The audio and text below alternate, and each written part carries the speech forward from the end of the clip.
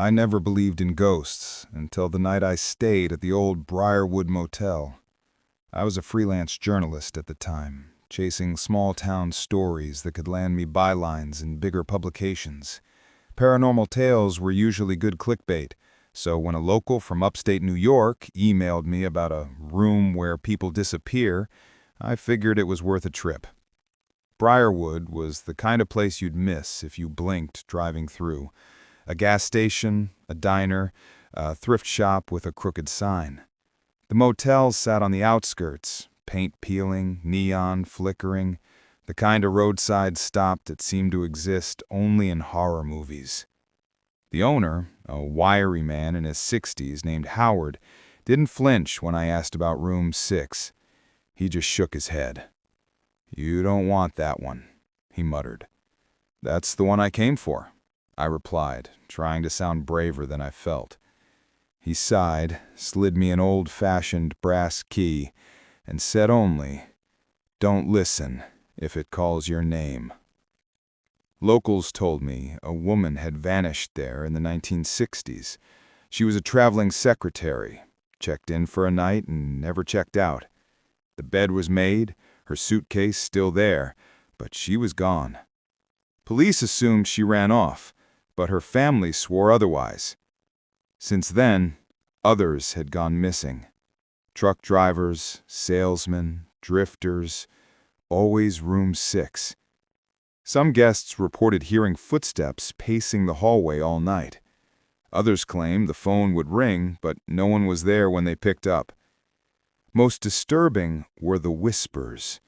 People swore they heard their own names being spoken from inside the walls. The room looked ordinary enough. Cheap carpet, floral curtains, a TV with a built-in VCR. But the air felt heavy, stale, like the room hadn't been opened in years, though Howard had handed me the key just moments before. I set up my recorder, notebook, and camera. If anything happened, I wanted proof. At midnight, I lay on the bed with my eyes open, staring at the ceiling. That's when I heard it. A faint tap, tap, tap, as if someone were knocking on the wall from the other side. The motel was nearly empty. I knew no one was in the next room. Then came the whisper, soft, drawn out, like breath brushing my ear. "Daniel." My heart nearly stopped. Nobody knew my name here. Nobody. At 2:47 a.m., the room phone rang. I jumped out of bed, trembling. Against my better judgment, I answered. First nothing, then static, and buried in the static, a woman's voice, crying, "Please, don't let it take me." The line went dead. I yanked the phone cord from the wall and backed against the door, breathing hard. My recorder was still running on the desk. Later, when I played it back, I nearly threw up. Over 3 minutes of the tape was filled with a second voice layered under mine. A deep, guttural growl, whispering, "Stay." The next night, I forced myself to stay again. This time, I set up a camera facing the mirror on the dresser. Paranormal investigators always said mirrors were gateways. Around 3 a.m., I woke to the sound of dripping water. But the bathroom sink was dry. The sound was coming from the mirror. I froze. In the reflection, behind me, stood a woman. Her dress was torn, her eyes black, her mouth twisted open as if in a scream. Water dripped from her hair onto the carpet. I spun around, nothing there. When I turned back, the reflection showed only me. But the carpet beneath the mirror was wet. I confronted Howard the next morning, demanding answers. His hand shook as he lit a cigarette. "They never leave," he said. "The ones who vanish, they're still in that room. It keeps them." What keeps them? I asked.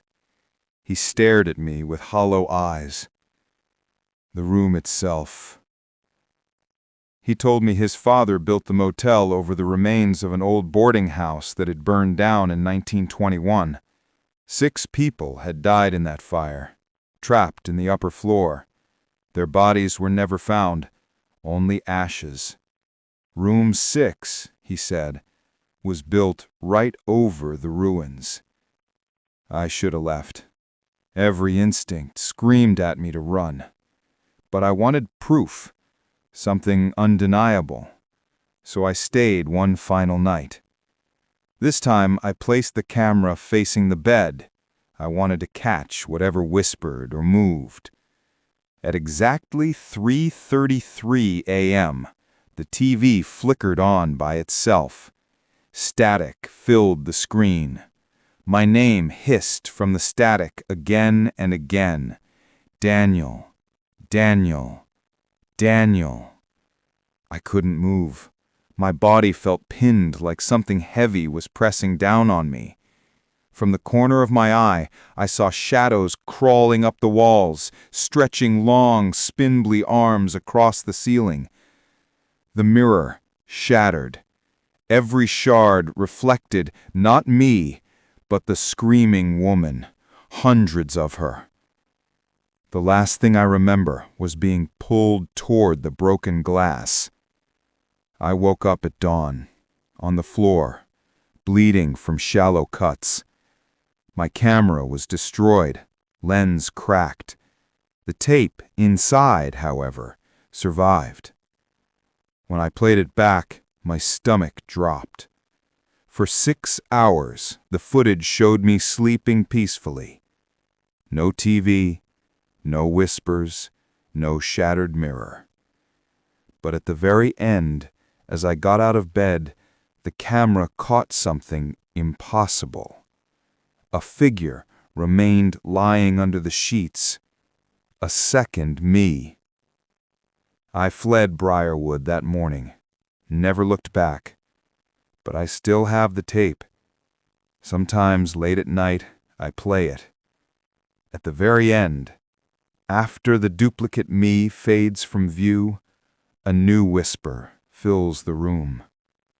It doesn't say my name anymore. It says yours.